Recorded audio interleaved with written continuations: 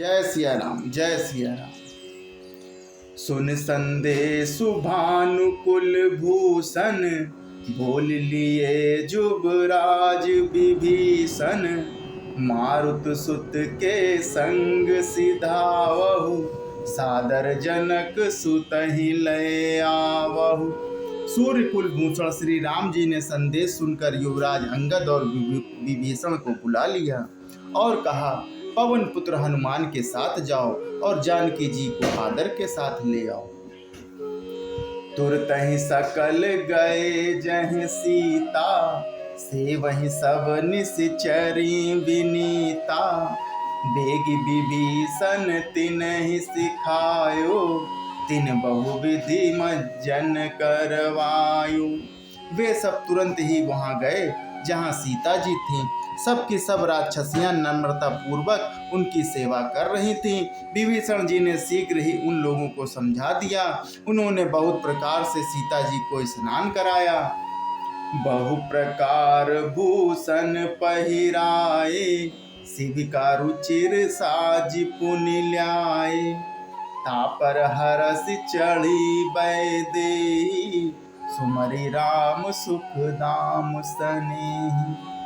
बहुत प्रकार के गहने पहनाए और फिर वे एक सुंदर पालकी सजा कर ले आए। सीता जी प्रसन्न होकर सुख के धाम प्रियतम श्री राम जी का स्मरण करके उस पर हर्ष के साथ चढ़े। बेत पानी रक्षक चहु पासा, चले सकल मन परम हुलासा। देखन भालू कीस सब आए, रक्षक कोपि निवारण धाये। चारों ओर हाथों में छड़ी लिए रक्षक चले, सबके मनों में परम उल्लास है। रीछ वानर सब दर्शन के लिए आए, तब रक्षक क्रोध करके उनको रोकने दौड़े। कहे रघुवीर कहा मम मानहु, सीतहि सखा पया दे आनहु। देखहु कपि जननी की नाई, बिहसी कहा रघुनाथ गोसाई। श्री रघुवीर ने कहा कि हे मित्र, मेरा कहना मानो और सीता जी को पैदल ले जाओ, जिससे वानर उनको माता की तरह देखें। गोसाई श्री राम जी ने हंसकर ऐसा कहा कि सुनि प्रभु वचन भालु कपिहर से।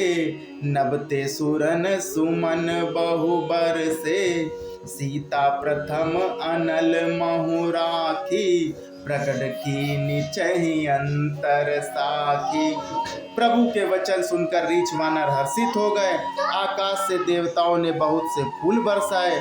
सीता जी के असली स्वरूप को पहले अग्नि में रखा गया, अब भीतर से साक्षी भगवान उनको प्रकट करना चाहते हैं।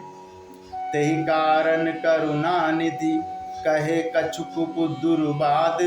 सुनत जातु धानी, सब लागी करें विषाद।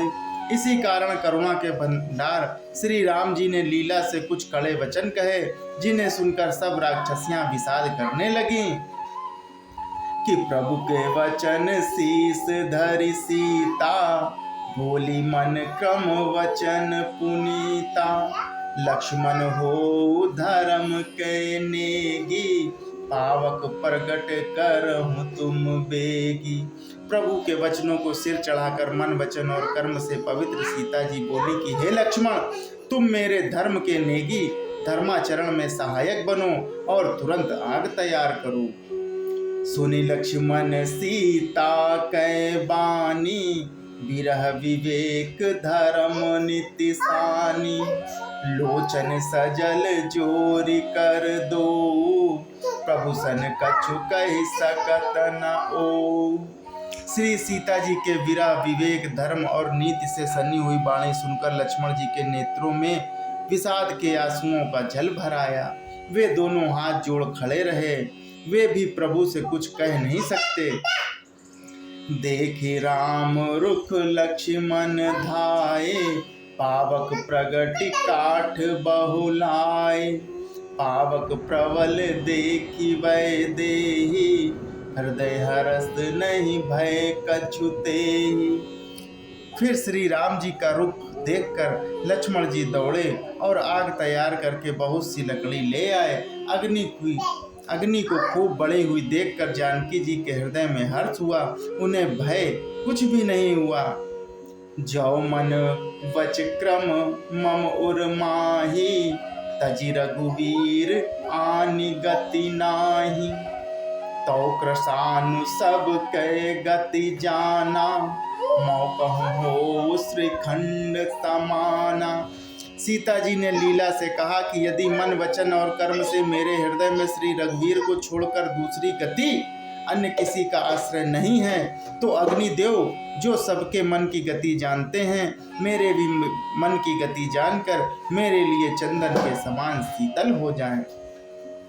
श्री खंड सम पावक प्रवेश कियो सुमरि प्रभु मैथिली। जय कौशलेश महेश वंदित चरण रति अति निर्मली। प्रतिबिंब अरुलौकिक कलंक प्रचंड पावक महुजरे। प्रभु चरत काहू न लखे नभ सुर सिद्धि मुनि देखें खरे।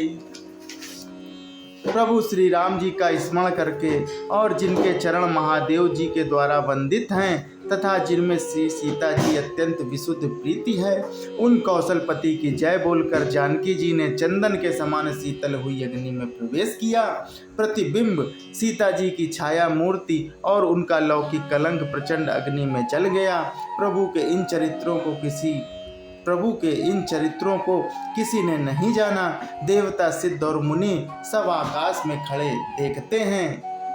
जय श्री राम, जय श्री